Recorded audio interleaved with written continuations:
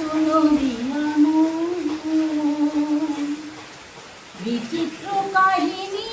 এক পরিবর্ণ এক দেশে এক বনের ধারে থাকতো নদীর তীরে ছিল এক রাখাল ছেলে এক ছোট কুঠিরে আমার বলে তার কেউ ছিল না দুনিয়ায় সারাটা দিন মেনু চোরাতো বনে আমায় ডাকাডাকি শুনি তো পশু পাখি তখন বাজাতো মেনু নিজেরই মনে